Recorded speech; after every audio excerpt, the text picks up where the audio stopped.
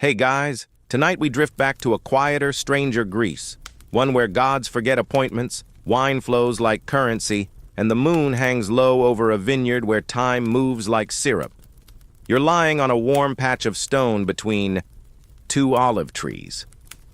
The night air smells of thyme and crushed grapes. You shift, and a bunch of figs fall from the sky.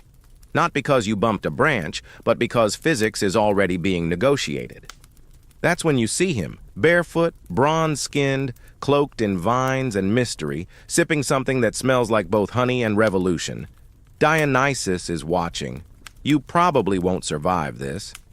But hey, at least it'll be interesting. So, before you get comfortable, take a moment to like the video and subscribe, but only if you genuinely enjoy what I do here. And drop your location and local time in the comments. Let's see where everyone's tuning in from. Now, dim the lights, maybe turn on a fan for that soft background hum, and let's ease into tonight's journey together. You roll your shoulder, stretch your back, and the cicadas quiet down for once. The moonlight feels heavier than it should. Something is waking, not just you, but something older, slipperier. Grapevines stretch across the field like fingers. It's hard to tell if you're dreaming, or if dreams have decided to use you as a vehicle. In the distance, a figure hums in a language that probably hasn't existed since before vowels. You get up. The sandals on your feet weren't there before. The robe you're wearing smells faintly of smoke, basil, and someone else's memory. No one gives you instructions, but you know where to go. Downhill, toward the smell of wine and goat cheese. And you walk, past cracked amphorae, forgotten togas, and sleeping cats that wink at you like they know things. Maybe they do. By the time you reach the bottom of the hill, you're already part of the story. The vineyard is wild, not the polite, pruned sort you'd expect on a tourist brochure. This one's tangled, chaotic, almost feral. The grapes glow faintly, like they remember being kissed by a sun that doesn't shine anymore. You hear laughter. Too many voices for one mouth. Dionysus is near. No throne, no golden diadem. Just a man, if man is the right word, lounging on a crate of pomegranates, swirling a cup of wine with no bottom. His eyes sparkle like someone who's heard your best secret and plans to sing it at karaoke. "Welcome," he says, and your name changes a little when he speaks it. You nod, because what else do you do when the god of wine greets you like a local? It's here you start to learn the rhythm of Dionysus. He isn't loud, not yet. He prefers the rustle of leaves, the clink of cups, the hiccup after the third pour. He speaks in riddles and metaphors, mostly involving wine, sex, death, and theater, sometimes all four in one sentence. Historians still argue whether Dionysus was always meant to be a god. Some say he was imported from Thrace or Phrygia, like a juicy mythological souvenir. Others insist he's a native son, born to Zeus and a mortal woman named Semele, who combusted from proximity and left the job of womb to Zeus's thigh. You'll get to that story soon, but for now you sit beside him. You drink. And the wine doesn't taste like grapes. It tastes like your best day from 3 summers ago. Like the kiss you didn't ask for but wanted. Like laughing until you can't breathe. And then, you're not alone. Other figures approach. Not tourists, not pilgrims. These are initiates. People marked by madness, music, and sometimes leopards. Satyrs shuffle by, grinning too wide. A woman draped in ivy strokes a tambourine like it owes her rent. They don't speak to you directly, but they nod as if you've passed some invisible test. Dionysus leans in, close enough for you to smell time and mischief. "Ever been on a boat?" he asks. You hesitate. You think of inflatable rafts and fishing trips. He means something older, something wood-planked and oar-powered, something with too many men and not enough gods. He smiles again, broader this time, and the moon flickers. Somewhere, a goat sneezes. A flute begins to play itself. "It's time to go," You follow the procession as it coils down toward a shoreline you didn't notice before. The sand glows faintly, like powdered amber. A ship waits. Small, cramped, vaguely cursed. You climb aboard because the rules don't apply here. The sails unfurl with a sigh. The wind blows backward. Dionysus curls up near the mast, his cup still. Half full, you sit beside him. "Why the boat?" you ask. He chuckles, tips his cup, and says, "Because they didn't believe me, and I was bored." The ship creaks as it slips from the sand into a sea so calm it almost looks like glass. No splash, no resistance, like the boat was expected. You sit cross-legged on the deck, your borrowed robe damp with dew, watching the stars spin ever so. Slowly in the sky above, Dionysus, lounging nearby, traces invisible patterns in the air, mumbling to himself in a mix of Greek and something that might be laughter. "So," you say, cautiously, "you're a god. But weren't you kind of the last one in?" He smiles with his whole face. "Tardy, yes. Forgotten? Never." Dionysus isn't like the other Olympians. They had temples, cults, contracts. He had followers too, but they danced barefoot in the dirt, not marble halls. Historians still argue whether Dionysus was always part of the original pantheon or got grandfathered in after proving wine could double as a spiritual experience and a party trick. Zeus, according to the myths, had a thing for mortal women. That's how Dionysus entered stage left. His mother Semele was mortal, yes, but perhaps a bit too curious for her own safety. After Zeus's divine visits left her pregnant, she demanded he reveal his true god form to prove his identity. Pro tip: never ask a god to do that, especially not Zeus, whose full radiance is basically an instant barbecue setting. Semele was incinerated faster than you can say incendiary pregnancy, but Zeus, in a move no HR department would approve, rescued the fetus and sewed it into his own thigh. 9 months, or whatever passed for months on Mount Olympus, later, out popped Dionysus, not born once, but twice, and neither birth involved, a hospital or any semblance of normalcy. You shift on the deck, the story wrapping around your senses like mist. The sea murmurs. Somewhere below, dolphins click and chatter, as if they're listening too. The first years of Dionysus's life are a whirlwind of hide-and-seek. Hera, Zeus's wife, was understandably not thrilled about this thigh baby situation, and sent her agents to make his life difficult. Snakes in the cradle, madness in the family, real Greek tragedy energy. So, to keep him safe, Zeus farmed him out to nymphs and satyrs like a mythological foster system.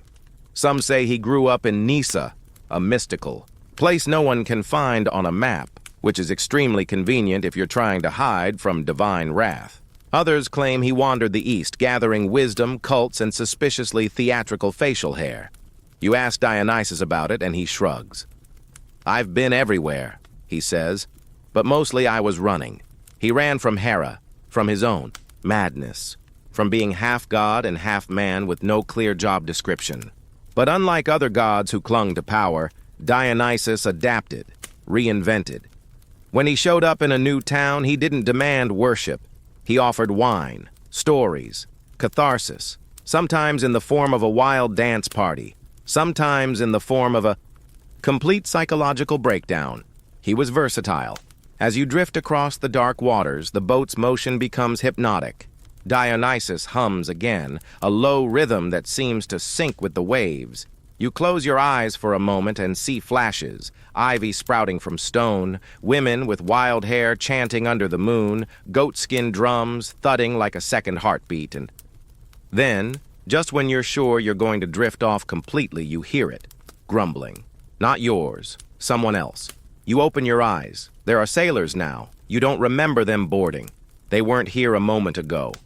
But now there's a full crew, sunburned, greasy-haired, muttering in that salty dialect that only people who smell like fish and bad decisions can speak fluently. One of them eyes Dionysus with suspicion.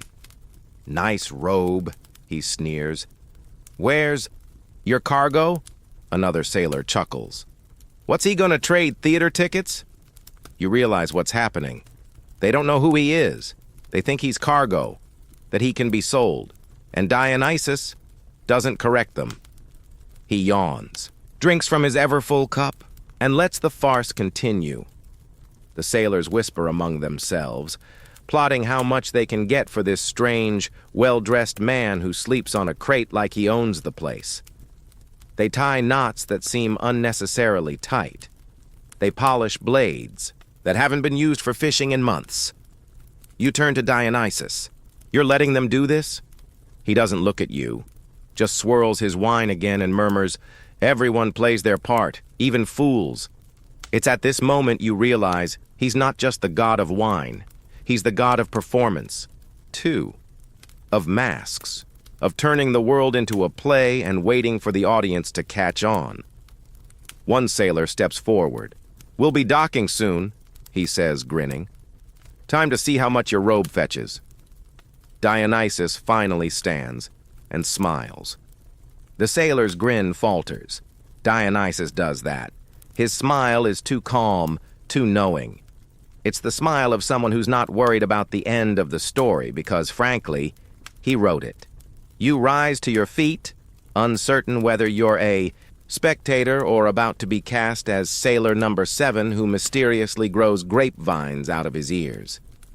The air feels heavier. Not threatening yet, but electric. Like a storm has RSVP'd and is just waiting to make an entrance. The sailors don't notice. They keep sneering, sharpening, laughing like they've won something. But here's the thing. You don't try to abduct a god of madness and think that's going to go smoothly. Historians still debate what version of this story is canonical, and honestly, Dionysus himself doesn't seem to care. In some tellings, it's Etruscan pirates. In others, they're just your run-of-the-mill Aegean scoundrels. Whoever they were, they made the classic mistake of thinking a pretty wine-scented traveler with no crew and expensive clothes must be easy loot. Turns out he was more volatile divine entity than vacationing sommelier. Dionysus walks slowly across the deck, bare feet silent on the wet wood. The sun is climbing, the sky burns gold, and he's humming again. But this time, the melody is strange, old. It curls into your ears and scratches at the part of your brain that used to believe in monsters under the bed. The first thing you notice is the smell, sweet, earthy, and wrong. Vines begin to sprout between the deck boards, tiny at first, but fast growing. They twist and coil like they've been waiting just below the surface, biding their time. One sailor shouts and stomps at them. Big mistake. The vine wraps his ankle, pulls tight, and he yelps like a child. The rest draw their knives. The vines don't care. They spread, surging up the mast, blooming into fat clusters of purple grapes, even as the ship rocks harder, like it's trying to shake off its own crew. You stumble backward into a crate. The world tilts. Dionysus is still humming. Then come the animals. Not real ones. Yet. These are illusions at first, flickering shapes in the corners of your eyes. A leopard lounging casually on a coil of rope. A panther grooming itself near the helm. Are they actually there? Hard to say. You blink and they vanish, then reappear somewhere else. You're starting to get the feeling that your perception is no longer entirely yours. The sailors begin to panic. One throws his knife. It hits nothing. Not air, not wood. Just vanishes into a shimmer of heat and wine vapor. Another leaps overboard, convinced the grapevines are snakes. You hear his splash, then laughter that sounds like dolphins, high-pitched and mocking. Dionysus twirls once, arms outstretched, as if inviting applause.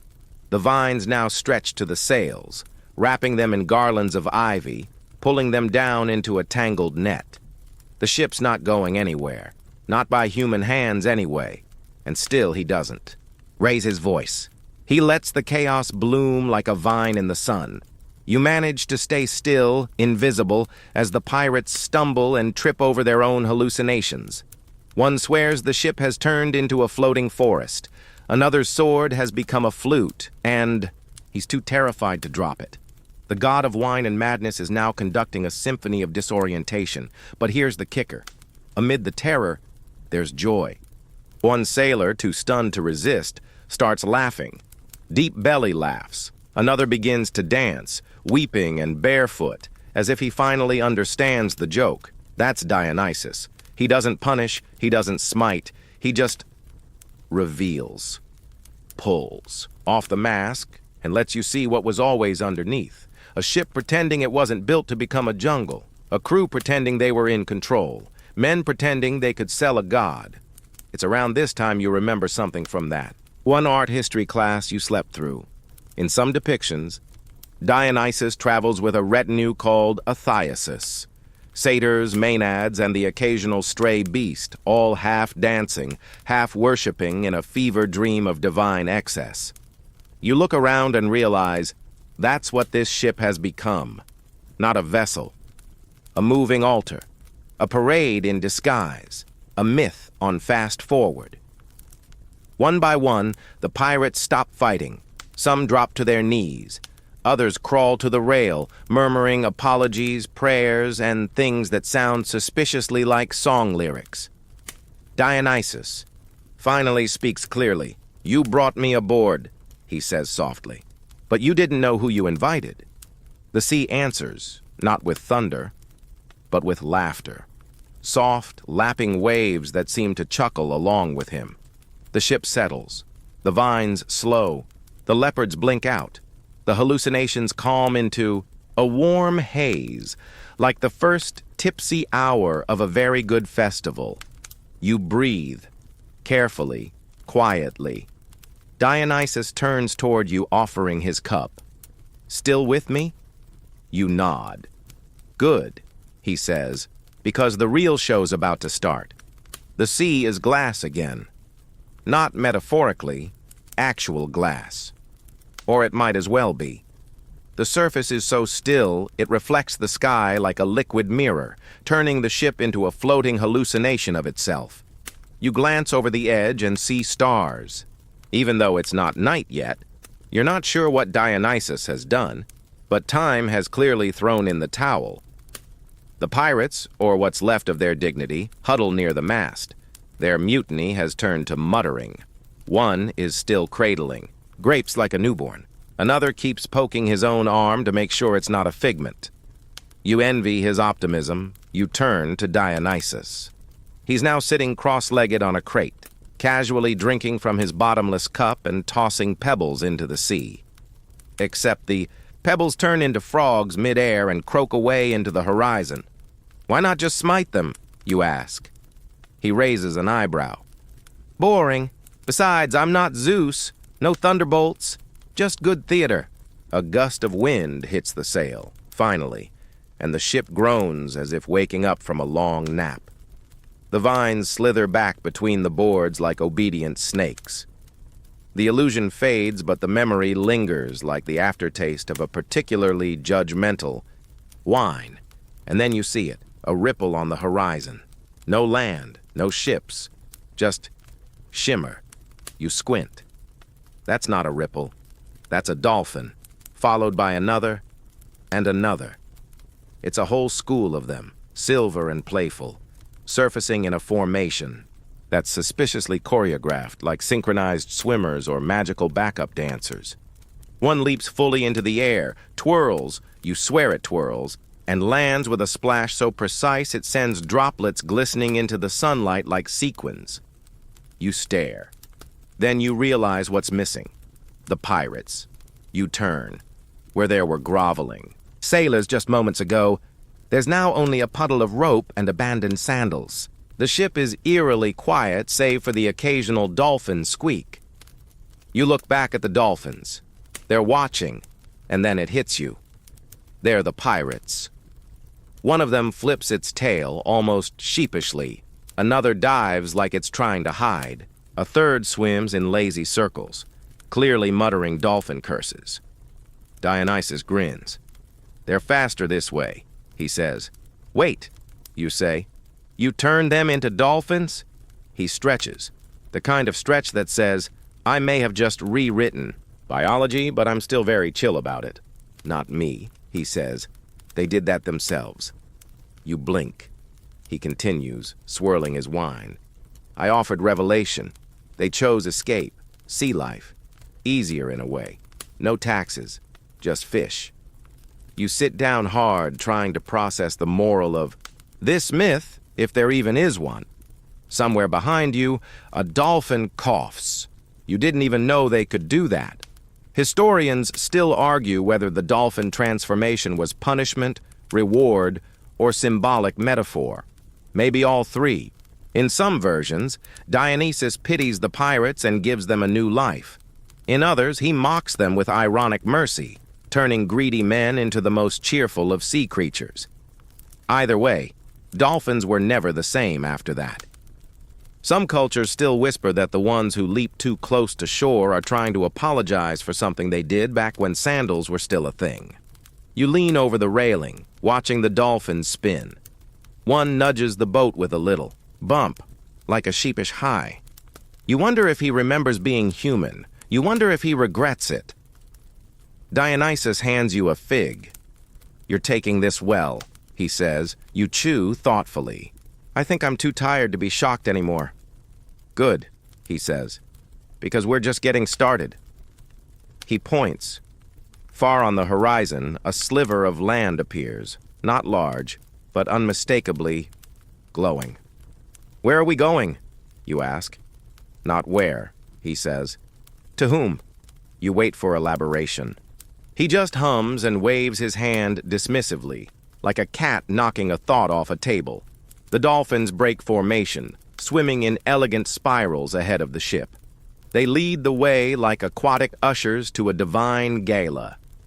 As you sail closer, the island becomes clearer. Low hills blanketed in wild thyme, white stone buildings that look half-built, half-grown, a temple with vines instead of columns. It's not on any map, which makes sense. Most good things in myth aren't. "Welcome," says Dionysus, "to Naxos." You've heard the name. Naxos. The place where Dionysus was supposedly raised, or maybe just his favorite vacation spot. Scholars aren't sure. The stories blur, but all of them agree.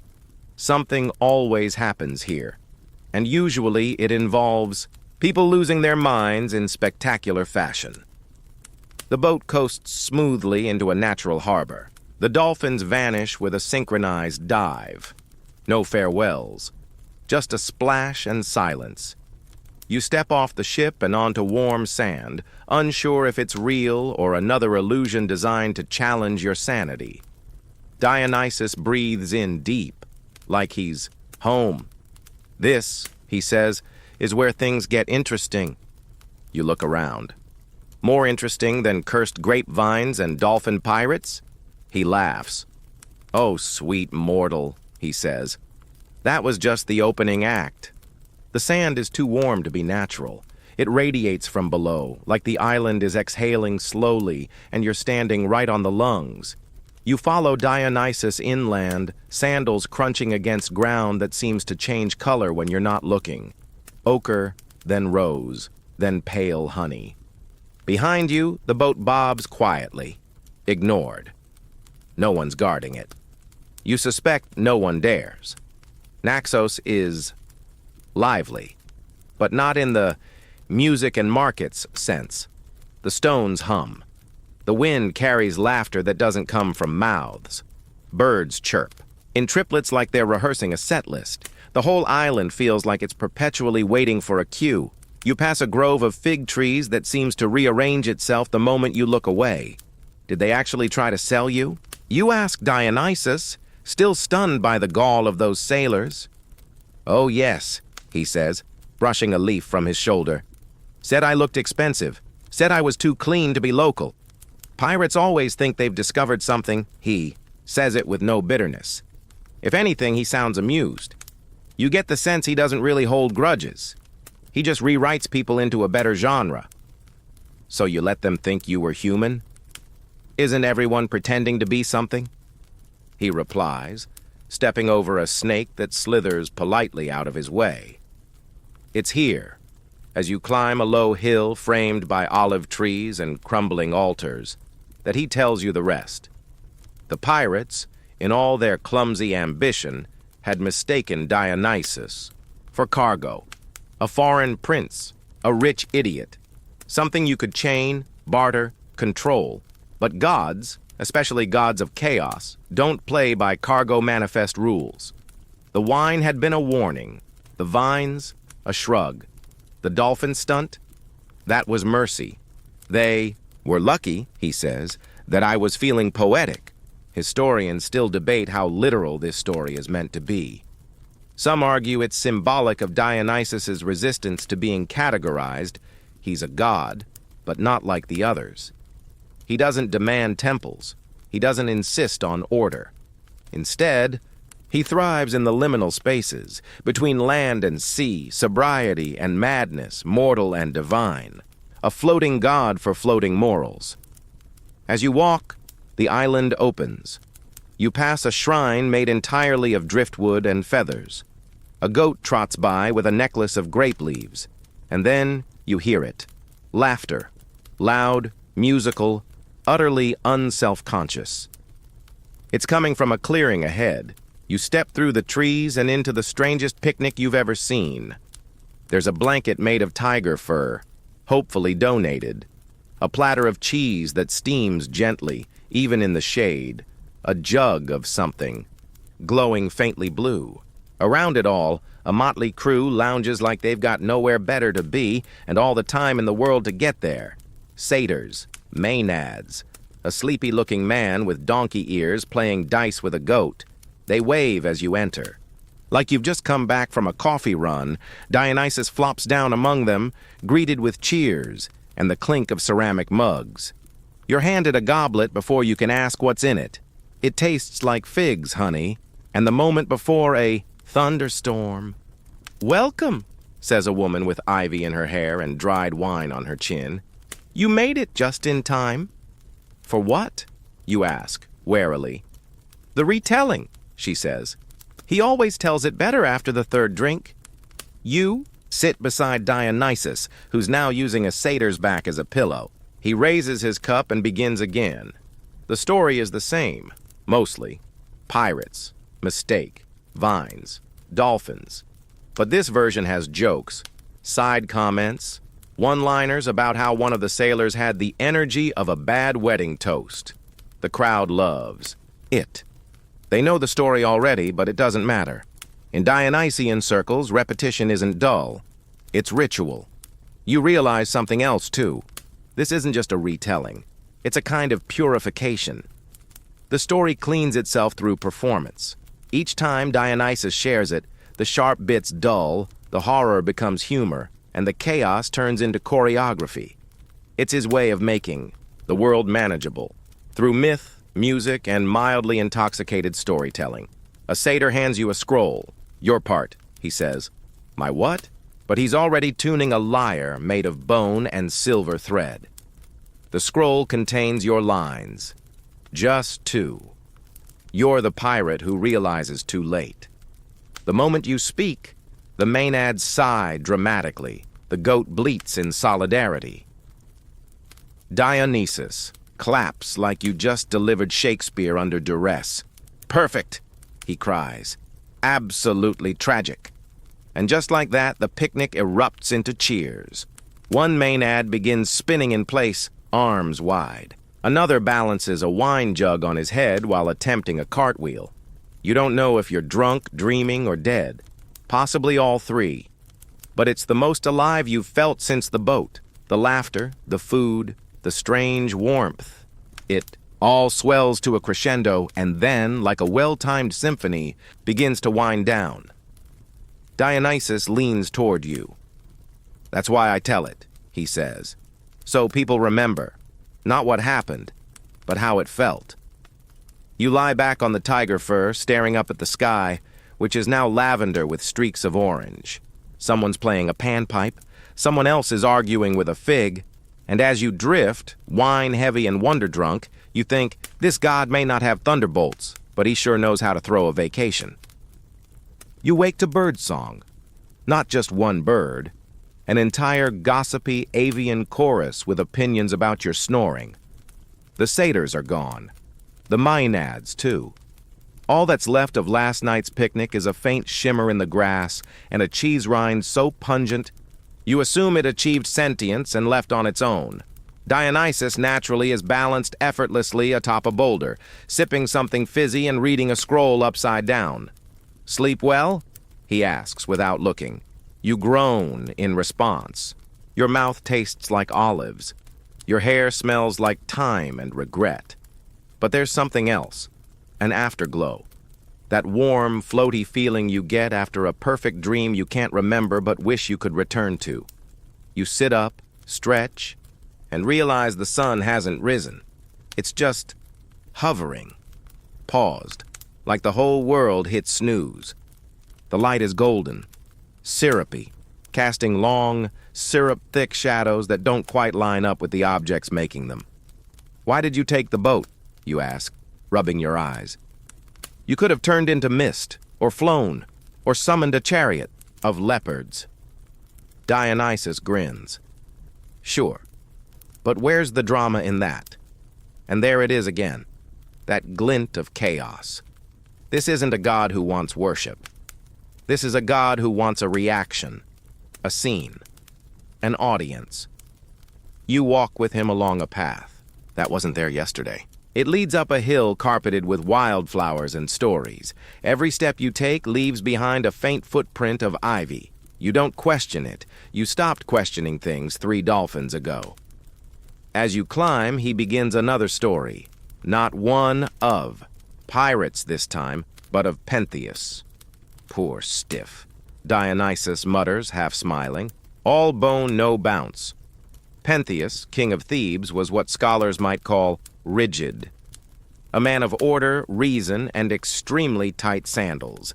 When Dionysus arrived in Thebes, wine and mystery in tow, Pentheus was unimpressed, unamused, unaware of what was coming. Historians still argue whether Pentheus was meant to represent the rational state, male power versus feminine chaos. But if so, he chose the wrong god to ignore. He banned my worship, Dionysus says casually, as if talking about a poorly rated Yelp review. He what?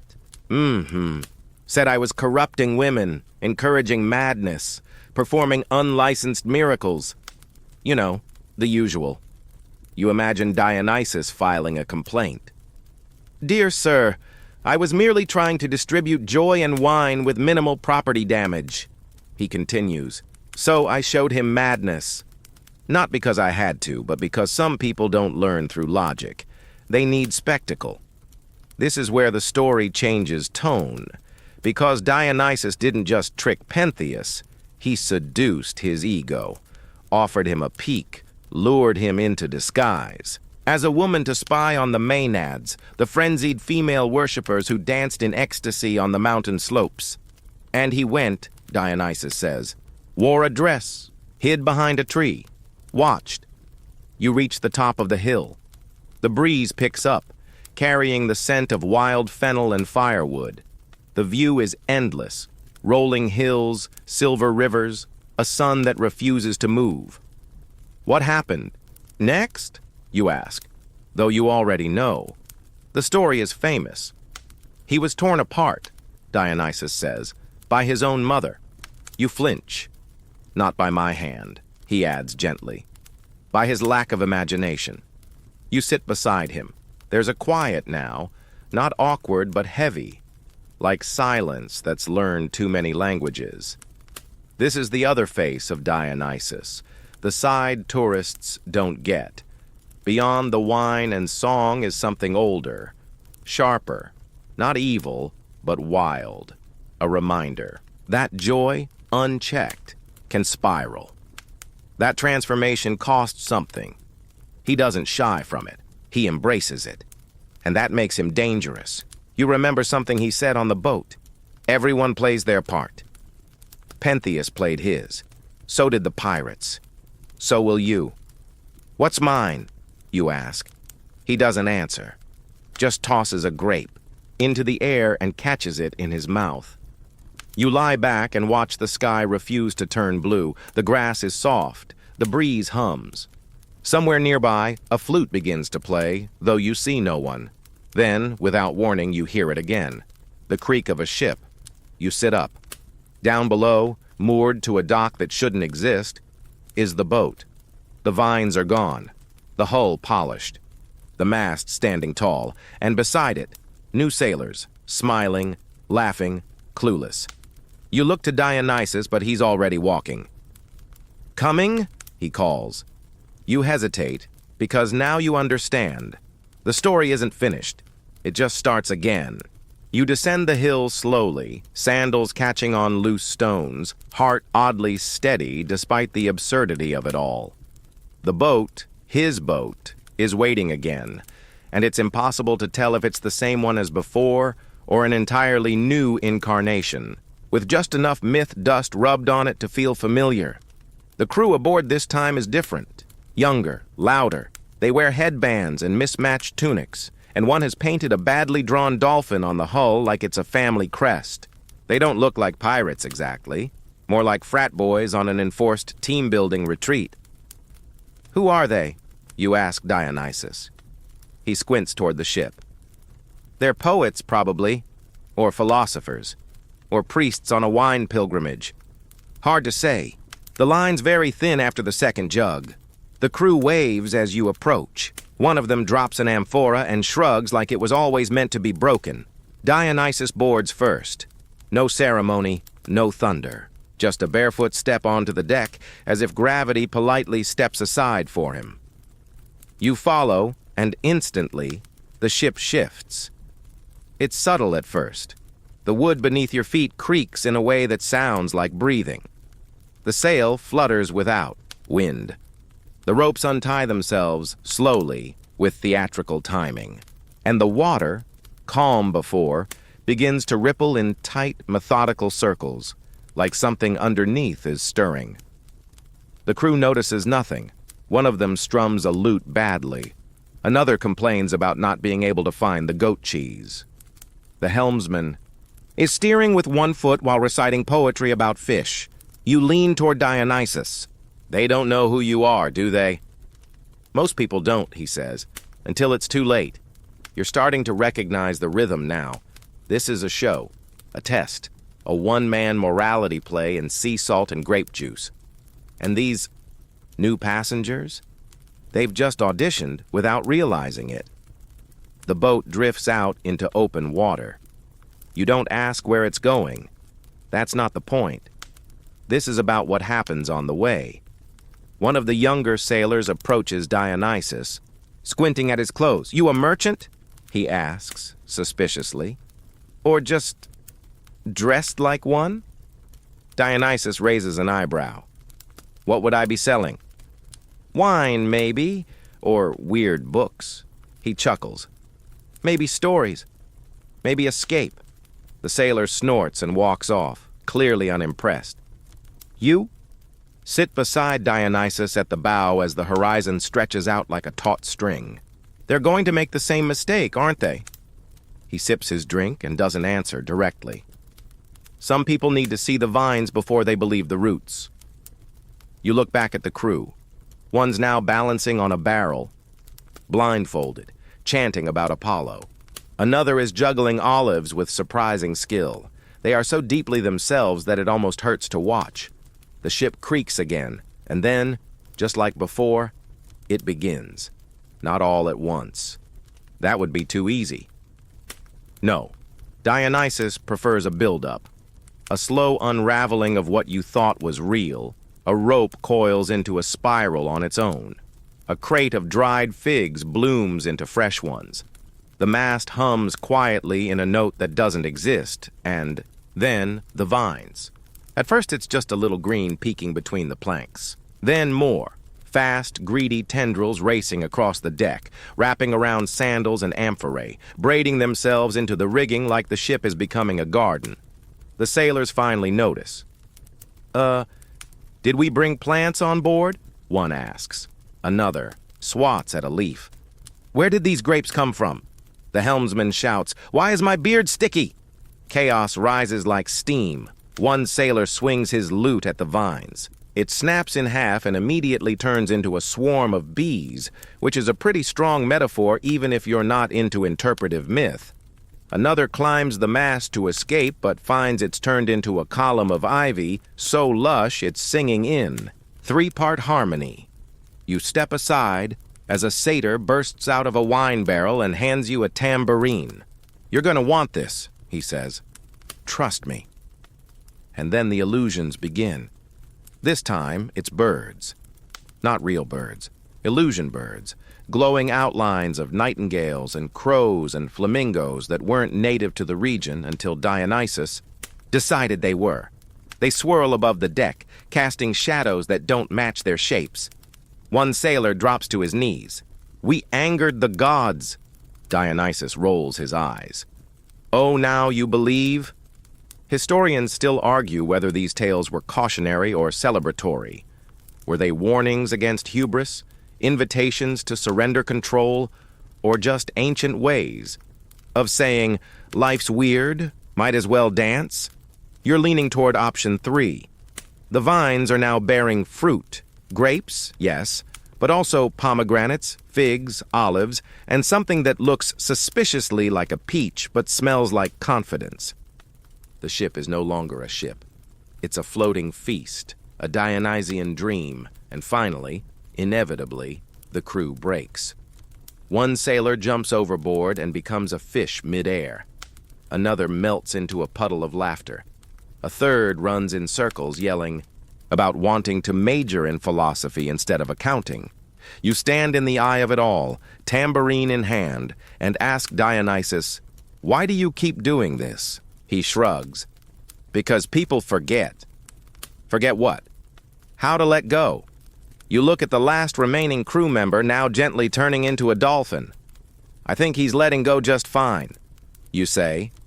Dionysus laughs, and the ship sails on. You're not entirely sure when the final sailor vanished into the sea. One moment he was clinging to the rigging, muttering apologies to every deity he could remember, including a few that were definitely just herbs. The next, he was gone, just a ripple in the water and a faint dolphin squeak of existential regret. And now you're alone. Well, not entirely. The boat is still full of things. Vines, half-eaten fruit, a tambourine that's humming softly on its own. Dionysus is reclining. At the bow, legs over the edge, dangling his toes into the sea like a child at a summer lake. You join him. The water below is alive with silver shapes, dolphins. At least you assume they're dolphins. They swim in elegant loops, brushing the hull affectionately, as if they're checking in. They seem oddly social, like they're trying to be helpful. One even attempts to hand you a stick of driftwood, as if offering you a gift, or maybe a resume. You reach for it, but it slips away, twirling like a baton. "They remember," Dionysus says. You glance at him. "Remember what?" Their laughter, their mistakes, their limbs. He watches them with a look that's almost fond, not proud exactly, more like a teacher watching students perform the wrong play flawlessly. One dolphin breaches dramatically, does a half-twist, then belly flops with the energy of someone trying very hard to impress a god who once turned a pirate into a cantaloupe. Long story. You'll get there. "I thought they were gone," you say. "Like erased." "Oh no," he says, sipping his drink. "Just transformed. That's different." Historians still debate whether the dolphin story was a moral tale, an origin myth, or just ancient Greek propaganda to make sea mammals seem more trustworthy. Some suggest it was a nod to reincarnation. Others believe it was meant to show that even the wicked can find redemption if they're willing to grow flippers and eat raw fish. You dangle your legs beside Dionysus's and squint into the water. They seem happy? They are. He nods. Happier than they were as men. Less expectations. More swimming. A beat passes. Still ashamed, though. he adds, almost cheerfully. Dolphins always are. That's why they squeak so much. You snort. Beneath you, one dolphin does a little loop-the-loop and clicks as if on cue. You sit in silence for a while. The kind of silence that's full, not empty. The ship floats, unmoored, unbothered. The wind has stopped pretending to be helpful. You suspect the sun is fake again? Just a giant stage light hung above the set. So this is it? You ask. Your myth? One of them, he says. The polite one. You raise an eyebrow. Oh, don't worry, he adds. We've got time. He leans back, arms behind his head, and starts telling you about other voyages. Some on land, some across deserts where the sand turned into glass. Some through cities that no longer exist on any map. Sometimes he walked. Sometimes he rode a donkey. Once, he insists, he traveled by conga line. You listen, because his stories don't feel like stories. They feel like waking dreams you didn't know you had. You see women in crowns of ivy singing, in languages the wind still remembers. You see leopards curled in the sun like household cats. You see feasts that go on for days and leave no crumbs, just memories. And every time there's a boat, always a boat. Why do you keep going back to the sea, you ask? You're a wine god. Shouldn't you stick to hills and vineyards? Looks at you sideways, a smirk twitching at the corner of his mouth. Wine starts sweet, he says, but it always ends in depth. You don't pretend to understand, but the dolphins seem to. They've started swimming in formation again, circling the boat, leaping in sync, tails slapping like drums. It's not random, it's ritual. A choreography practiced by bodies that used to stand on two legs and argue about loot. The sky darkens slightly. Not like a storm, more like a velvet curtain being drawn. Night is coming. Or something shaped like it. Dionysus stands, suddenly formal. He takes a step to the center of the deck and raises his cup high. To the ones who chose joy, he says, and ended up in the sea. The dolphins cheer. Not literally, but the splash pattern is very enthusiastic. To the ones who laughed last, he adds, because they forgot to listen first. One dolphin blows a stream of bubbles. And to the ones, he says, looking right at you, who haven't figured out if they're passengers or performers. The sea goes still. You feel your stomach flutter, not from fear, but anticipation. Something is shifting again. The ship trembles gently. The sky ripples like a dropped curtain. And in the far distance, something begins to rise from the sea. A new island? A mirage? A stage? Dionysus raises an eyebrow. Ready for Act 2? You grip the tambourine still strapped to your side, nod slowly, and try to remember the line you were handed in the last story. The dolphins form a procession, and the boat begins to turn. The boat turns without sails, without oars, without sound. Just a slow pivot, like the sea has decided to rotate the world around you. You feel the pull, not of gravity, but of story. The kind that loops, repeats, replays with better lighting. And new actors. Ahead, the shape in the distance becomes clearer. Not an island. A shore. A city. Maybe. But not a city made of stone. This one flickers. You blink, and it's tense. Blink again, and it's a stage. Another blink. Columns, torches, wine-dark shadows draped across marble steps. It's all real. It's all fake. And Dionysus is smiling like he already knows your part in it. You lean on the railing, heart thudding in that weird, excited, anxious rhythm reserved for both surprise parties and earthquakes. What is this place? You ask. Thasos, he says. For now. You mean the name changes? Only if the party's good. The boat slides ashore without a bump. Just a gentle kiss of hull to sand. No crew remains, only you and the god. And the dolphins, circling like ushers. You step off, expecting dirt or cobblestones, but the ground is carpet, wine-colored velvet, slightly damp from sea mist. You look up. The sky is purple, not sunset, not storm, just purple, like someone took artistic liberty with the lighting. And there they are, people, dancers, musicians, storytellers with paint on their arms and voices tuned to myth. They swirl around you, not quite acknowledging your presence, but adjusting slightly, like you've been blocked into the choreography. Dionysus walks ahead, waving at them all with the regal ease of someone who once turned their grandpa into a grapevine just for snoring during a ceremony. You follow him into the city that's not a city. It feels like theater, like every person is half in costume, half in trance. And that's when you see her, a woman alone by a well, whispering to herself and dropping pomegranate seeds into the water. She looks up at you, eyes glassy, and murmurs, "Are we in the prologue or the tragedy?" You blink. She's gone. Dionysus doesn't stop walking. "Don't worry," he says. "She's just warming up." The streets twist and loop like intestines. You pass altars made of fruit, masks hung from trees, and a chorus of children in matching robes rehearsing lines from a play that doesn't seem to have a script. It's beautiful and unsettling. You lean closer to Dionysus. "Are they all actors?" He sips from his cup. "Aren't we all?" You're beginning to understand. This city, this shore, this moment, it's another performance, another layer, and every myth you've heard, every version of him, it all blends here. The vines, the madness, the laughter, the leopards probably. He slows near a square where musicians are tuning instruments made from bone, bronze, and occasionally things that twitch. A man juggles flaming amphorae. A child recites a monologue in perfect hexameter, then turns into a bird and flies off. You say nothing, because nothing surprises you now.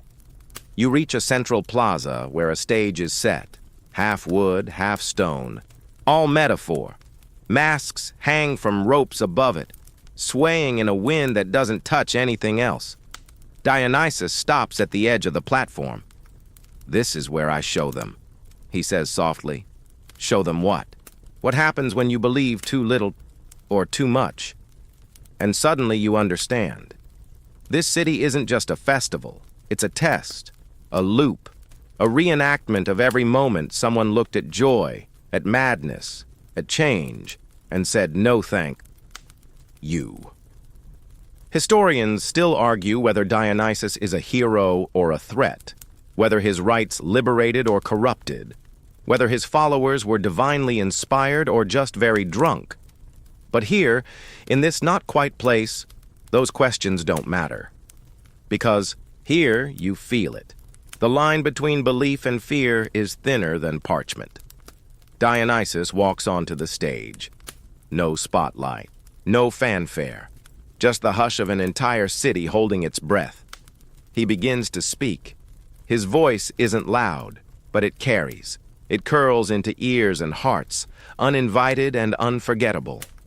He tells the story again, not the pirates, not Pentheus, but another one you haven't heard, about a village that banned music, a boy who danced anyway, a goddess disguised as an old woman with a flute, and how the village doesn't exist anymore. No fire, no flood, just forgotten, because they chose silence. As he speaks, the crowd sways. Some smile, some weep. A few clutch their ears, trying to block out the rhythm that's already in their bones, and then the music begins. Soft at first, a drum, a reed, a tambourine, then feet, then voices, then chaos, and the city erupts into a wild, joyful frenzy, dancing, singing, spinning like the world is ending, and that's a good thing. You're swept into it. You try to resist, but your foot taps, your hands clap, your heart keeps the beat, because something inside you has always known this rhythm. You look for Dionysus. He's not on the stage anymore. He's in the crowd, in every face, in every laugh, in every step that dares to be offbeat, and as you spin under the purple sky, you whisper to yourself, not sure if you're praying or performing, "Let me remember." Your legs ache from dancing, but you don't stop. You can't. It's not possession, it's propulsion. like the music is coming from inside you, like your heartbeat is now playing backup to a divine beat that's been echoing in your DNA since before you learned to say no. Around you, the city that isn't a city becomes a blur of movement and light. Wine sloshes in cups too full to make sense.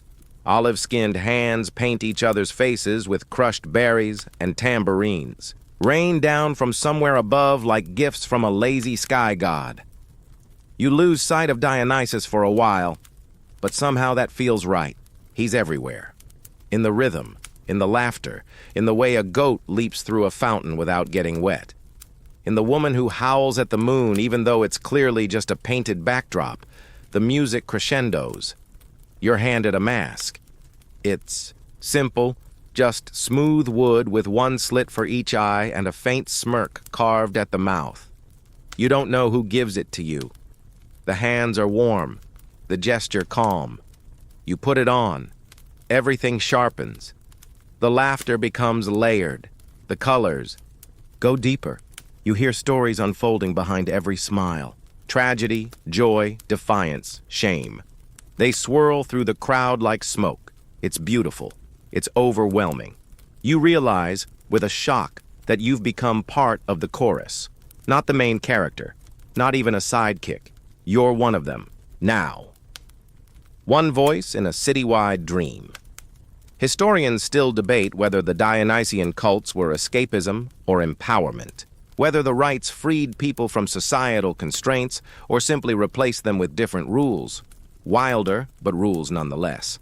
But here's what they forget. It wasn't about chaos. It was about release. You can only hold your breath. So long before even madness feels like air. The dancing slows, not because it has to, but because it needs to. The human body has limits, even in metaphor. You find yourself on a stone bench beneath a fig tree, the mask resting in your lap, your chest heaving like you just outran a wildfire. Someone hands you water. It tastes like basil and citrus and distant thunder. The city quiets. One by one, the drums fade. The tambourines stop humming. The firelight softens, turning from wild gold to a sleepy amber glow. Dionysus appears beside. You like he never left. You kept up, he says, sounding impressed. Barely, you wheeze. He offers you a fig. You take it. Sweet, overripe, messy. Like the night. Why the masks? You ask, licking juice from your thumb. To be more yourself, he replies without irony. You nod. You get it now. The mask isn't a disguise, it's a permission slip. To feel louder, to laugh harder, to be ridiculous without apology. He stands and offers you a hand. We're going somewhere quieter, he says. You follow. Out of the square, down a narrow alley that smells of lavender and spilled wine, past a statue that winks, through a door that wasn't there a second ago, and into a courtyard. Silent, still, stone-walled and starlit. A woman sits in the center, weaving ivy into a crown. She looks up as you enter and smiles like she's known you since childhood. This is Ariadne, Dionysus says. She's why I came here in the first place. You blink. The labyrinth girl. He nods. Wasn't she abandoned? He nods. Again. By Theseus, he adds. Left on this very island. Thought she'd be safer forgotten. You sit slowly. She doesn't seem bitter. If anything, she glows. Not in a fairy way, but like someone who has absolutely nothing left to prove. What happened? You ask. I found her, Dionysus says, or maybe she found him. Historians still argue whether Dionysus truly saved Ariadne or if she saved herself. And he just happened to show up with wine and better lighting. She gestures for you to sit beside her. You do. I used to believe in maps, she says softly. Then I learned to read the stars instead. You think about the boat, the pirates, the dolphins, the music, the masks, and suddenly it makes sense. Everyone's lost. That's the point. And Dionysus? He's the god who makes getting lost worth it. He doesn't show you the path. He hands you the tambourine and says, "Dance until the road appears." Ariadne touches your shoulder. "You're doing fine," she says. You believe her. For the first time in a long while, you really believe her. The courtyard fades, not with drama, but like steam slipping off a teacup. You blink and Ariadne is gone. Not vanished, just elsewhere, somewhere softer. The stars above dim into candlelight. The stone bench beneath you becomes packed earth. You're back in Thebes. You know this because everyone is tense. The buildings stand too straight. The streets are too clean. Even the goats look judgmental. Dionysus walks beside you, less wine god, more provocateur now. His smile is the kind that gets people in trouble, on purpose. "Welcome to Thebes," he says, "where reason reigns and parties are considered a public health hazard." The city hums with disapproval. You pass a temple with no flowers on. It's steps. A market stall where no one haggles. A fountain that hasn't splashed in years. It's a place terrified of mistakes, of joy, of things that spill or dance or smell too sweet. You feel itchy just standing here. And then you see him, Pentheus, king of Thebes. Proud jaw, perfect sandals, and the emotional range of a marble slab. He's standing in the central square, issuing decrees with the fervor of someone who's read one too many scrolls about civic responsibility. "No more maenad activity," he declares. "No more unsanctioned music, no masks, no tambourines, and absolutely no foreign wine cults." You glance at Dionysus. He's smirking like he's just been double-dared by a toddler. Historians still argue whether this confrontation between Dionysus and Pentheus is literal or theatrical, an invented moral about repression versus expression. But the details stick. Pentheus banned the Dionysian rites, said they made people mad, that women were fleeing to the mountains in orgiastic frenzy, that it was un-Greek, uncivilized, unacceptable. You ask Dionysus what he did next. "Oh," he says, "I introduced myself." You can almost hear the tension crackle as he steps into the square. Not with thunder, not with divine announcements. He just appears, beautiful, confident, dressed in saffron robes with a hint of tiger stripe at the hem. The effect is immediate. Pentheus stiffens. The guards fumble their spears. A nearby statue blushes. "Who are you?" the king demands. "Just a traveler," Dionysus replies, "with wine in my cup and stories in my wake." "And what is your business here?" Dionysus smiles. "Joy," Pentheus sneers. He orders Dionysus arrested. The guards try, but the moment they touch him, they fall asleep mid-step. One dreams he's a tree, another that he's married to a goat. "Charming," Dionysus mutters, very civic-minded. But he allows himself to be taken. "Why?" you whisper. He leans close.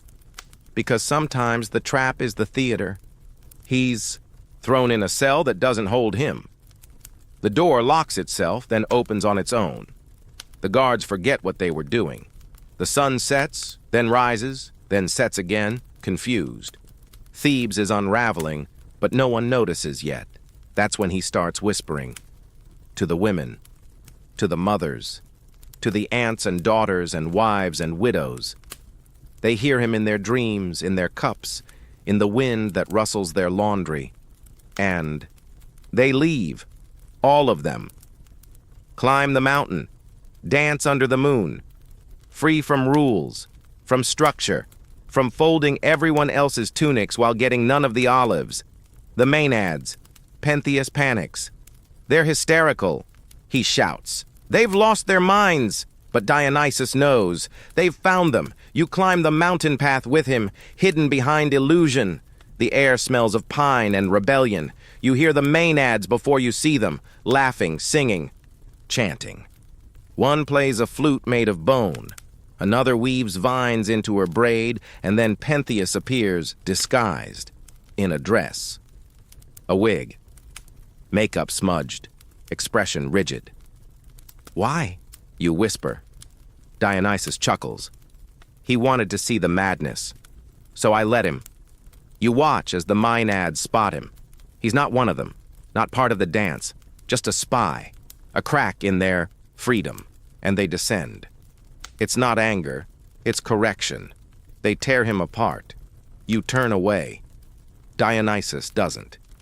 He watches silently, not with glee, not with cruelty, just with the calm of someone who warned everyone not to push the red button. When it's over, Thebes changes, the gates open, the music returns, the fountain flows, the goats stop judging, at least as much as goats ever do, and Dionysus? He walks away.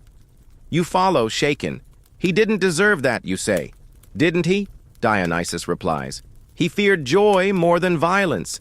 He thought truth lived only in rules. You don't know what to say, so you just walk, and somewhere behind you a tambourine begins to play again. You don't speak for a while after that. The path down the mountain is quiet, too quiet. The kind of quiet that follows spectacle. The kind of quiet that isn't peace, but aftermath. Your feet move through pine needles and dust, the air still, thick with the scent of wine and iron. Dionysus doesn't rush. He hums, a slow, low tune that wraps around the trees and settles over your shoulders like a shawl. You realize he's leading you not away from the mountain, but around it. Back up, but on the far side. A darker path. No footprints. Only whispers. Where are we going? You ask. To the real story, he says. But I thought Pentheus was the real story. He grins sideways. That was the civic story. Now we visit the sacred one. The climb steepens. You feel the shift, not just in altitude, but in tone. The air here carries weight. The trees grow wider, older, scarred with symbols you don't understand. And ahead, faintly, you hear drums, not celebration, invocation. As you round a bend, the world opens into a clearing soaked in moonlight. And there they are, the maenads, dozens of them, wreaths of ivy, hair unbound, eyes wild but clear. They are not frenzied, not now. They're focused. One lifts a hand and the drums stop instantly. They look at you. You flinch, expecting judgment, but all they do is nod as if to say, finally. Dionysus steps into the clearing. They part for him like reeds in a stream. He doesn't raise his voice. He doesn't wave his arms. He simply exists, and the space shapes itself around him. A low hum begins, a circular chant, a vibration more than music. Your chest feels it before your ears. What is this? You whisper. A rite, he says. One older than law, older than names. You're not sure what to do with your hands, or your eyes, or your soul, frankly. The maenads begin to dance, not wildly, but with purpose. Each step a syllable, each spin a stanza. It's poetry made of flesh and faith. Their movements aren't rehearsed, yet they're perfectly synchronized, as if they're being remembered more than performed. You join them. You don't know how or when it starts, but suddenly you're part of it. Your feet move with theirs. Your body understands before your brain catches up. You are dancing in a language you were born speaking but forgot. It's terrifying and liberating. Historians still argue whether the maenads were literal or metaphor, whether women truly went to the hills to tear animals apart, or whether this was a myth men invented because they feared what freedom looked like. But here in this clearing you see the truth. They are not insane. They are not savage. They are awake. One maenad takes your hand, and you spin together. Her grip is strong, her smile stronger. She smells like honey and sweat and midnight. She whispers, "We are the other half of reason." Another places a crown of ivy on your head. It doesn't itch. It fits. You lose track of time. There is no time here. Only pulse, only movement, only story. And when it ends, because even divine dances end, you collapse gently into the moss, heart pounding, lungs full of a new kind of air. Dionysus crouches beside you, wiping sweat from your brow with his sleeve. "Well done," he says. You nod, breathless. "Was that madness?" you ask. He thinks. Maybe. Or maybe clarity just looks like madness when you've been asleep too long. The maenads begin to disappear, into the trees, the mist, the rhythm, not vanishing, but dispersing, returning to wherever the sacred hides during business. Hours. You sit up slowly. You teach through ecstasy, you say, realizing it. "Among other things," he replies, "ecstasy, illusion, music, mirrors. I don't deal in commandments, just invitations." You stare at him. "You invited Pentheus." "I did." And he tore himself apart. Dionysus shrugs. He already was. He just didn't know it. You don't respond, because you can't tell if that's tragic or fair. Probably both. He helps you up. The moonlight feels warmer now. The ivy crown is still on your head, and part of you suspects it always has been. As you leave the clearing, you look back once. It's empty, but the ground still hums, and in your bones, the dance continues. You descend the mountain with aching legs and lungs full of what might be prophecy. The path winds through laurel and shadow. The air smells of ash, salt, and crushed time. You think you're returning to something familiar, but the truth is, nothing looks the same after you've danced with women who remember the stars by name. Dionysus doesn't speak. He walks ahead, steps deliberate, gaze distant, like he's listening to a song you can't hear yet. You catch up to him as the forest thins and the trees lean back, as if giving way to what comes next. A clearing. Another one. This one quieter, sharper. A man stands at its center alone, facing away from you. He holds a lyre. His back is straight. His robe immaculate. His hair carefully curled like someone expecting an audience. You stop. "Is that—" Dionysus nods. "Orpheus," you whisper it. "The musician. The one who tried to outsing grief," he says. "Poor thing. You step into the clearing." The man doesn't turn, but he plays. And oh, does he play. The notes melt the leaves. The air thickens. The music swells like a tide inside your chest, then retreats before you drown. It's heartbreak set to strings. Precision. Made audible. He isn't playing for joy.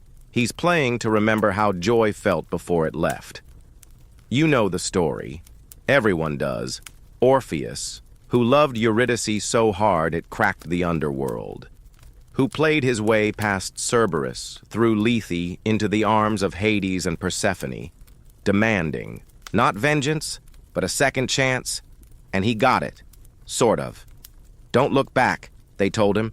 He looked, because of course he did. Historians still argue whether he doubted, or if he just couldn't resist seeing her one more time, even if it meant losing her. And now, he plays. Not for her, for himself, for the space she left behind. He was warned, Dionysus says, watching from a distance, and he thought art would save him. You frown. Didn't it? Dionysus shrugs. It kept him interesting. Orpheus shifts. You see his eyes now? They're not sad. They're empty. Too much music. Not enough madness. He doesn't notice you. Not really, but you feel seen anyway. Then the maenads arrive, quietly, one by one. They don't roar this time. They don't scream. They step into the clearing like mist, calm and barefoot. Dionysus sighs. He shouldn't have come this close. To them? To me. They circle Orpheus. Still he plays. A little faster now, desperate. He doesn't stop. He won't. But the maenads don't want a concert. They want connection, and he can't give it. His music is perfect. Too perfect. No risk, no chaos, no surrender. just notes, arranged like bricks in a wall. And that's when they act.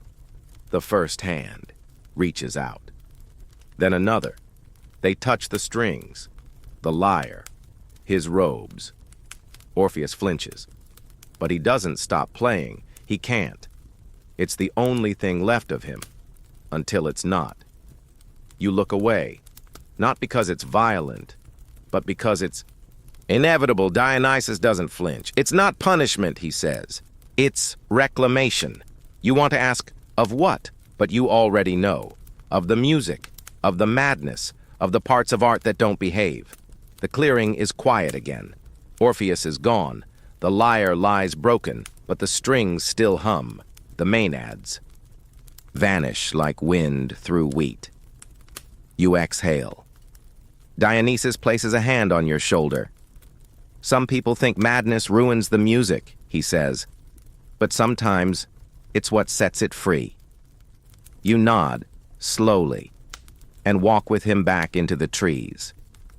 The path is soft now, familiar, and behind you, a single note hangs in the air, half sorrow, half freedom. You follow Dionysus into a valley smeared with moonlight, your feet barely touching the earth anymore. Maybe it's the wine still humming in your blood, or maybe it's the way the night holds you now, not like gravity, but like a whisper.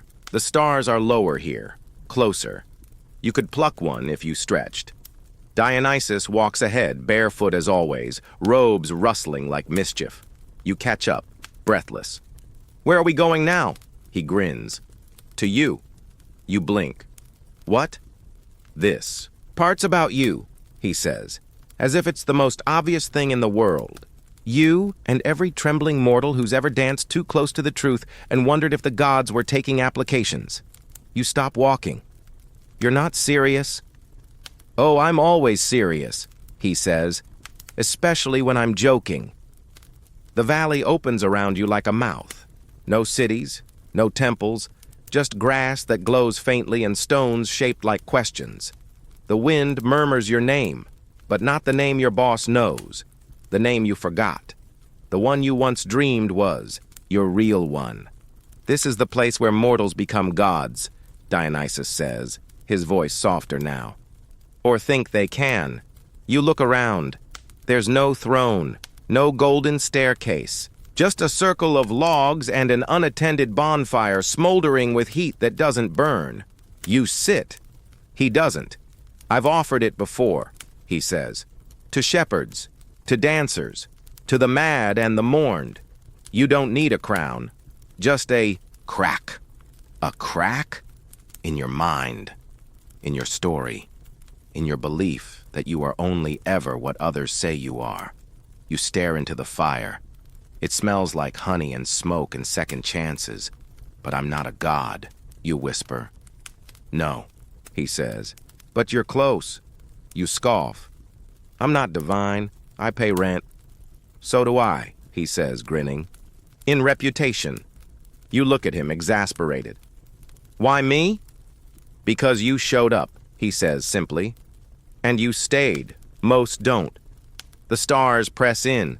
Your head spins. You remember the pirates, the vines, the maenads, the music, the way your feet moved without instruction. You remember how it felt. And then you feel it again, a pressure, not painful, but insistent, building in your chest, your fingertips, your breath. You want me to become you, you say. No, he says. I want you to remember that you already were. Your heart skips, then races. The wind rises. The fire flares. The stars spin. You close your eyes. You see yourself. Older, younger, laughing, breaking, dancing, running, hiding, singing. All at once. All true. When you open them, Dionysus is kneeling beside you. He places a hand on your cheek. It's warm, steady. You're not mine, he says. You're yours. But you'll take me, you say. Only if you ask, he replies. The fire crackles. The wind waits. You don't answer. Not yet. Instead, you ask the question you've been circling all night. What happens if I say yes? He leans back. Smile, as sharp as a wine-stained tooth. "You get a new story," he says, and no instructions. The wind laughs, the fire sighs, and you realize what he's offering isn't power. It's permission to be strange, to be loud, to be more than what fits. Historians still argue whether Dionysus's followers truly believed they could become gods, or if they were just really, really drunk. But standing here with stardust on your skin and your name echoing in the valley, the answer seems obvious. It's not about what you become, it's about what you stop pretending not to be. You smile. Not for him, for yourself. Dionysus nods. "Tomorrow," he says, "we go to India." You blink. "What?" He grins. "Pack light. The sand stings your ankles. It shouldn't. You're not walking that fast. But the wind here has a personality. Somewhere between teasing and exfoliating, your robe flaps wildly around your knees, and a passing satyr snorts at your struggle like he's seen mortals lose sandals before. You try to pull the fabric into something resembling dignity, but the wind pulls it right back. Dignity, it turns out, is not part of the Dionysian dress code. You're in the desert now. Why? Because Dionysus said so. He woke you before dawn. Whispered. Something about a pilgrimage, handed you a satchel of dried figs and half a map drawn on a wineskin, then started walking. You, of course, followed. Because at this point, where else would you go? And now you march. Across dunes that shimmer like dragon scales, past oases that might be mirages and might be cocktail bars. The heat doesn't feel entirely real. Nothing burns, but everything glows. Even your shadow looks tipsy. You look ahead. Dionysus is dancing. Not walking, dancing. Barefoot in the sand, arms out, fingers sketching notes into the wind. Around him, his oddball army follows. Satyrs with tambourines, maenads twirling in gauze and giggles. One solemn-looking donkey carrying amphorae filled with something that smells illegal in 3 kingdoms. The further you go, the stranger it gets. One satyr rides a leopard. Another has a snake wrapped around his shoulders like a scarf. Someone's playing a double-piped flute and walking backwards while reciting love poetry to a scorpion. Where are we going? You ask. To India, says Dionysus without stopping. Historians still argue whether Dionysus actually marched east, or if the whole conquest of India was just a wild metaphor for cultural diffusion wrapped in a toga. But that hasn't stopped countless amphorae, mosaics, and slightly drunk scholars from insisting that, yes, a god once wandered across Persia with a conga line of flautists and goat people. You don't see maps, you don't see borders, you see sky and sand, and footprints that fill themselves in behind you. At night, you sleep under stars that argue over who gets to shine the brightest. Someone sings lullabies in a language you don't understand but recognize anyway. Dionysus doesn't. Sleep. He just stares at the moon, like it's his reflection, and he's still not convinced it exists. One evening, you sit beside him on a sand dune. He offers you a handful of pomegranate seeds. Why India? You ask, spitting one seed into the fire. Because it's far, he says. That's it? No, he grins. It's also hot, mysterious, loud, sacred, and there's probably wine. You raise an eyebrow. Okay, he adds, mostly because it's far. People think gods should stay home. I like to prove them wrong. You chew another seed, bitter and sweet at once. Dionysus stretches out, arms behind his head. The further you go, he says, the more you see how many things are exactly the same. Like what? He points to a group of satyrs playing dice with bones. Desire, story. The need to throw something and hope it lands well. The fire crackles, the desert hums. You wonder what the people ahead will think when they meet this god of paradox, this barefoot reveler with eyes that remember the world before names. Do they know you're coming? He laughs. No one ever knows, he says. They just feel it. First the music, then the wine, then the trembling. You sleep with that in your ears. The next morning, the sky is gold. You crest a dune and see dancers already waiting. Strangers with anklets, painted hands, and eyes that gleam like sunlit honey. They don't ask who you are. They just move aside to let you in. And suddenly you're not marching. You're part of the procession. Leopard chariots creak into view. Someone hands you a tambourine carved with stories. A goat bleats in a scale you didn't know existed. The music changes. So do you. Because you've marched across the desert now, and there's no going back. The tiger stares at you like it's heard your thoughts and found them underwhelming. It's stretched lazily beside a fig tree that's growing out of a temple floor, blinking slow golden eyes that suggest it has all the time in the world and none of it belongs to you. Dionysus leans casually against the tiger's flank, using it as a backrest, sipping something out of a hammered bronze goblet that definitely didn't exist 10 minutes ago. You're standing in what looks like the ruins of a city, except the ruins are new, as in someone just finished building them to look old. The columns are cracked in all the right places. Vines know exactly where to curl for dramatic effect. A stone relief shows Dionysus riding a tiger, arms outstretched like he's conducting the cosmos. You nudge it skeptically with your sandal. So, when exactly did the tiger thing happen? You ask. He grins without looking up. Which time? Historians still argue whether Dionysus ever actually rode a tiger, or whether it was all mythic PR cooked up by later followers to boost his cosmic street cred.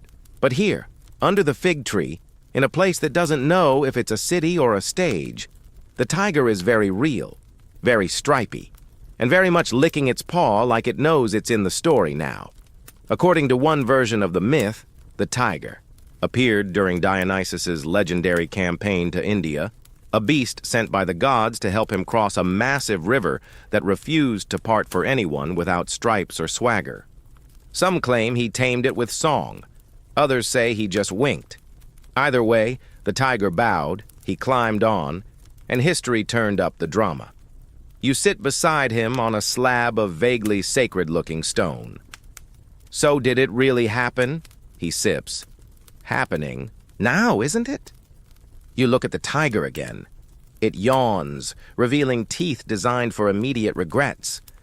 But isn't this, excessive? Dionysus shrugs. Excess is the point. Moderation is what got Pentheus torn apart. Fair. You watch as one of the satyrs approaches, balancing a tray of dates on his head, humming something off-key and deeply inappropriate. Behind him, a pair of maenads are painting each other with crushed berries and gossiping about a temple priest who fainted mid-worship. Dionysus waves the satyr over and plucks a date from the tray. You know what tigers represent? He asks. Stealth. And danger? Please, he scoffs. That's what mortals say. Tigers are power without apology, movement without permission, beauty that doesn't care if it scares you. You raise an eyebrow. Sounds like someone's been reading their own epithet, he grins wider. Flattery works on tigers too. The ruins around you shimmer in the heat.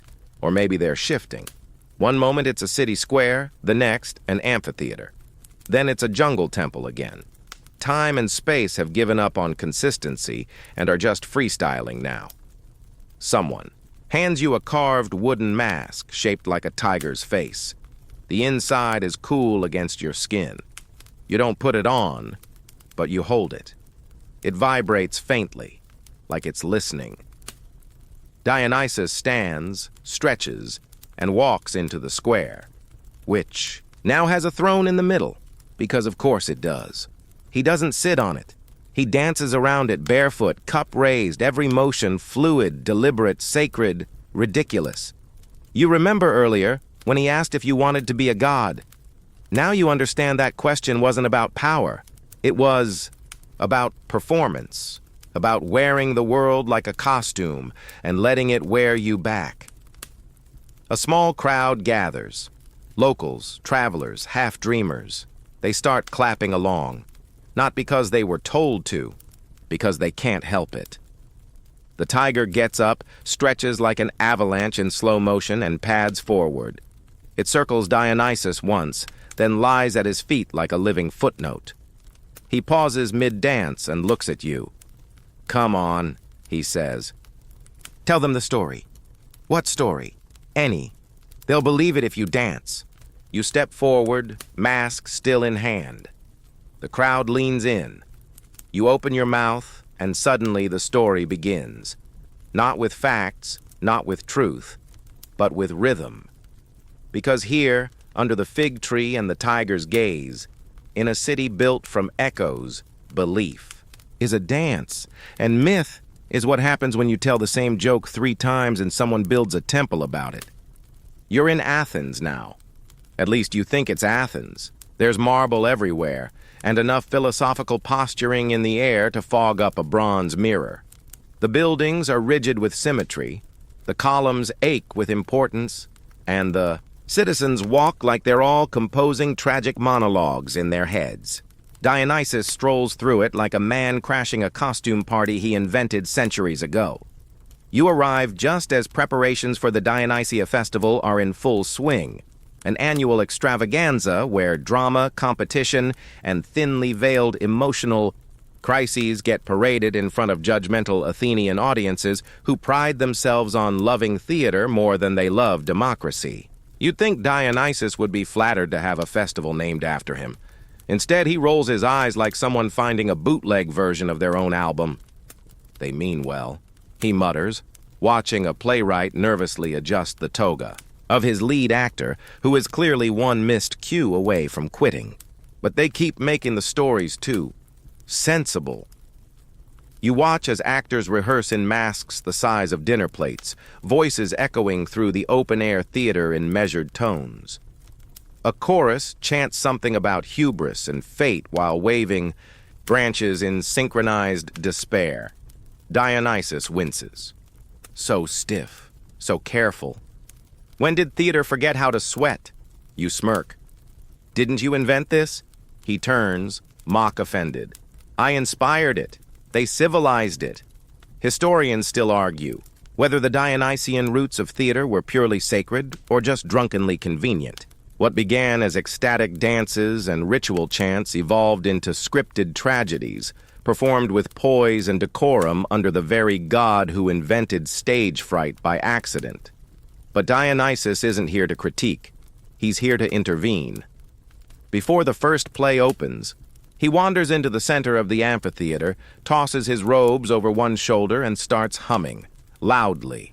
Off-key, every actor freezes. The chorus misses a beat. The director drops his scroll. Then Dionysus begins to move. Not perform, move.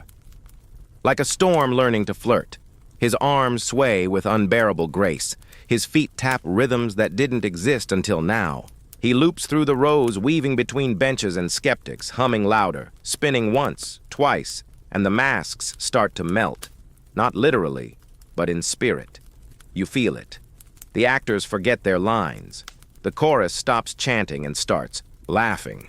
The audience, self-important citizens in pristine tunics, begin tapping their sandals, unsure whether they're being seduced or punked. Dionysus claps once, and suddenly, the real show begins. An impromptu scene erupts. No script, no blocking, just raw human messiness. A woman throws a goblet across the stage, screaming about olives. A man drops his role as a god and starts confessing his love for the costume assistant. Someone in the back shouts, "Is this part of the play?" And Dionysus bellows back, "Yes, now it is!" You find yourself seated beside an old man who mutters, "This is not how Euripides would have done it." You whisper, "Euripides could have used a nap and a better sense of humor." The festival spirals gloriously, not out of control, into life. Tragedy and comedy blur. Sobs turn to laughter mid-sentence. The fourth wall not only breaks, it offers wine and sits with the audience. And Dionysus moves through it all, not as a god above the stage, but as the stage itself. Afterward, as the sun sets behind columns and chaos, Dionysus sits cross-legged in the orchestra, sipping something fizzy and unearned. "Better," he says. You flop beside him, exhausted. "Was that theater or divine interruption?" you ask. He winks. "Same thing." You watch the crowd disperse, buzzing, changed, unsure whether they saw art or accident. And you realize something. Dionysus didn't just invent theater. He keeps reinventing it. Every time someone cries in rehearsal, every time a laugh bubbles, up where tragedy was meant to be, every time the script tears and something real slips through, that's him. He doesn't need temples, he has applause. You wake up already 3 steps into the underworld. Not that anyone announced it. There's no dramatic cave, no coin for Karen, no ominous river crooning in Latin, just a soft, violet light that doesn't come from anywhere specific, a slow-moving fog that smells faintly of overripe plums, and music so low it feels like your heartbeat's humming along. Dionysus is already ahead of you, of course. Barefoot. Always barefoot. He's not carrying a torch. He's the one place the darkness avoids. You follow. Boots muffled by soil that's been stepped on by centuries of regret. The underworld isn't hot. It's not cold either. It's just still. Not lifeless, but quiet in the way a wine cellar is quiet, full of things fermenting, waiting to be remembered. As you walk, the shadows sharpen. A group of shades cluster near a fountain of something that might be wine, might be blood, or might just be diluted nostalgia. They're laughing, not joyfully, not cruelly, just like people who finally accepted that nothing can surprise them anymore. One waves at Dionysus. "Hey, boss." He nods back, like he remembers their birthday. You pass a grove of silver-leaf trees, where a few maenads drift between trunks, pressing, their palms to bark like the wood still remembers dancing. They don't look sad, just slow, like the drum beat's quieter here but still audible. "So this is Hades?" you ask. Dionysus shrugs. "One version? The one they didn't censor." You glance at a row of flickering figures seated on stone, benches, reenacting moments from their lives like actors who can't stop auditioning for a role they already lost. One stirs soup. One recites poetry to an invisible cat. One just sits, slowly sipping from a goblet that refills itself with whatever they loved most. "They don't look tortured," you murmur. Dionysus nods. "Not everyone's after punishment. Some just want a rerun with better lighting." Historians still argue whether Dionysus truly descended into the underworld to rescue his mother, Semele, or whether this tale was a metaphor for rebirth and memory. But here now, you understand why a god of joy might have business among the dead. He doesn't conquer this place. He comforts it. You reach a courtyard of soft marble. In the center, a table set for no one. Wine goblets, stew bowls, a single seat, carved with ivy motifs. "Banquet of the almost forgotten," he says. "Sit, if you like. No one minds." You do. The chair creaks a little. The bowl in front of you fills with something that tastes like your grandmother's best soup, even if your grandmother could barely cook. The goblet glows, not gold, not red, just memory-colored. Dionysus doesn't eat. He leans against a pillar, watching the courtyard swirl with dream logic. One of the shades approaches, a woman in festival paint, her eyes full of unfinished toasts. "You remember me?" she asks Dionysus. He smiles softly. "Every night someone sings your name." She fades with a nod, content. Around you, the underworld moves gently. No wailing, no judgment, just humans, gently unraveling. You turn to Dionysus. "Why are you here?" He shrugs. "Someone has to bring the party favors." "But they're dead." "So?" he says, as if that's never been a deal-breaker. "This isn't Elysium. It's not Tartarus. It's a lounge for the soul, where mistakes are pets. Regrets are bedtime stories. And memory, like wine, only gets more complicated the longer it sits. You wander past a stage where a long-dead poet tries out a new monologue, past a dance floor where a man in ancient armor tries to remember the steps, to a wedding he missed, past a wall where people post jokes they thought of too late. You could stay here, many do, but Dionysus doesn't pause. Time to go, he says, and it's not a command, just a reminder that eternity makes for lazy storytelling. You follow him, up a stairwell that didn't exist before, into a light that smells like sun-warmed figs and spilled secrets, and behind you the laughter of the long-dead echoes, not sad, not scary, just familiar. You're back above ground now, but it's not Greece anymore, or India, or whatever glittering liminal dreamscape you wandered through last. No, this place smells of wine cellars and candle smoke, like the back room of a nobleman's villa where people pretend not to gossip. The floors creak, the walls are damp, and above, the city of Rome churns like a tightly wound stomach after a questionable banquet. Dionysus, here they call him Bacchus, is lounging on a pile of pillows that look suspiciously stolen from a senator's wife. His hair is wilder now, his cup bigger. The grapes around his neck are half fermented, as if he got bored halfway through blessing them. You're in hiding. Yes, you, mortal guest of myth, honorary maenad, and now accessory to godly mischief, are tucked inside a Roman cellar as the Senate above panics. They're panicking about you, actually. Not you specifically, but the group you're with, the bacchantes, the revelers, the drinkers and dancers and women with ivy in their hair and wildness in their bones. Rome doesn't like wildness. Rome likes control. So when Bacchic rites start popping up across the empire, hidden, ecstatic, loud, female-led, and decidedly unpermitted, Rome does what Rome always does. It tries to legislate the vibe out of existence. Historians still argue whether the Senate's crackdown in 186 BCE was about moral panic, political power, or just sheer jealousy that their dinner parties weren't this fun. But what's certain is that Rome declared Bacchanalia illegal, arrested a bunch of cult members, and burned enough wine-stained masks to make a bonfire of the vanities blush. Dionysus didn't flinch. He just moved underground. Literally. You watch as he taps the cellar wall. It swings open to reveal another room, larger, candlelit, filled with laughter, tambourines, and a woman reenacting a myth using shadow puppets and a shockingly lifelike goat figurine. Dionysus winks. They banned us, he says, so we became theater. You slip inside.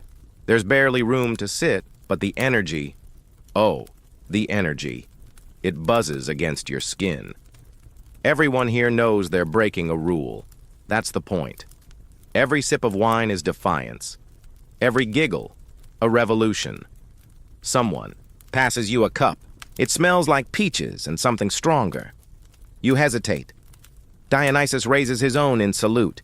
To inconvenient joy, he says. You drink, and it is joy. The kind that starts behind the ribs and works outward. The kind that doesn't need an audience. The kind that says, even here in the shadows of empire, in the rustling dark where gods are outlawed and poetry is contraband, we dance anyway. The celebration unfolds. One woman sings in 3 languages at once. A man juggles apples and accidentally invents slapstick. A child recites a prayer backwards and giggles as Dionysus claps like a proud uncle. No one records it. No. One dares to. This is sacred and illegal and glorious. You turn to Dionysus. They're scared of you. He tilts his head. They're scared of what I remind them of. Which is? That control is a costume, and everyone's wearing the wrong size. You glance at the crowd. They're not dangerous. They're radiant. Alive in a way most people only risk being when no one's watching. Will they win? You ask. The senators? He shrugs. Maybe, for a while. Empires always think they've outlasted the dance. And do they? He leans closer. Smells like figs and prophecy. Check your calendar, he whispers. We're still celebrating. You smile. Because he's right. Long after laws fade, the music lingers. Bacchus, Dionysus, Liber. Whatever name survives, the god of too muchness, too lateness, too trueness, still here, still partying. The sea is calm tonight. Not glassy, just steady like it's listening. You're back on a boat. Yes, a real one this time. No vines erupting from the mast. No dolphins flipping into human form mid-backflip. Just a well-worn wooden deck beneath. Your feet in sails that snap softly in the salt breeze. You glance over the edge. The water glows faintly blue in the moonlight. Bioluminescence, maybe. Or a spell no one admits to casting. Dionysus leans against the prow, arms folded, looking out as if waiting for the sea to remember it owes him a favor. He's quieter now.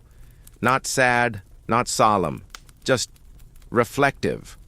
Like a cup half drunk and resting beside a candle. You join him. Where are we going? You ask, almost afraid of the answer. He shrugs. Somewhere new, or somewhere old dressed as new? The ship rocks gently. Someone below deck starts plucking a lyre. A tune with no name. You realize it's the same melody he hummed on the mountain. And in the desert. And beneath the earth. It's always been playing. The dolphins arrive around midnight. Of course they do. They crest the water like punctuation marks in a sentence too poetic for your inbox. One jumps, another spins, a third does a lazy backstroke like it's been practicing all week. You laugh before you mean to. Dionysus smiles. That one used to be a pirate. You stare. Seriously? Yep. Tried to sell me to a temple.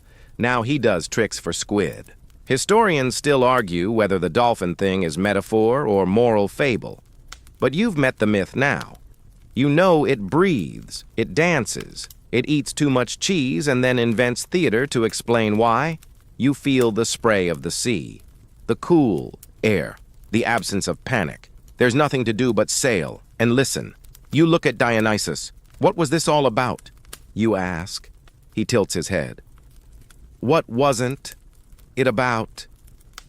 You exhale slowly. You could ask 100 more questions. You probably will.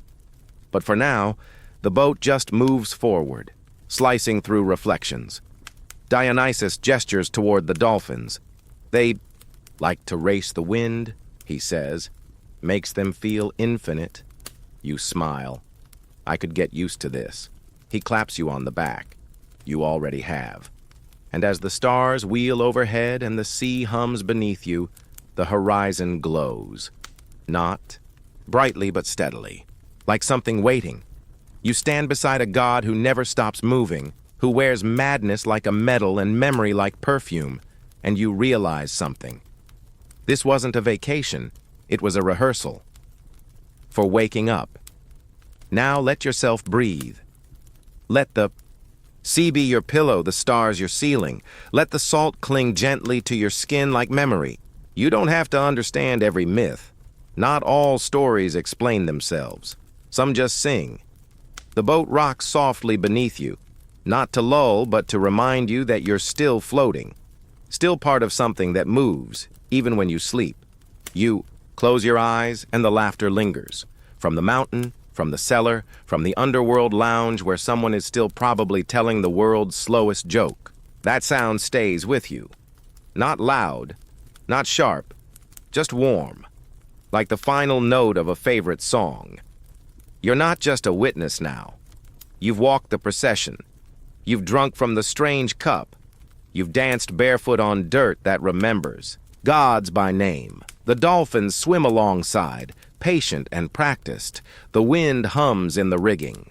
Dionysus is still there, somewhere between now and then, between dream and story, waiting for the next time someone asks, "Why the pirates?" and listens long enough to find out that the answer was never about pirates. It was about transformation. About going overboard and learning to breathe anyway. So for now, drift. Let the waves tell you the rest. And when you wake up, maybe keep a little wine on hand, just in case the story isn't done. End of script. Sweet dreams.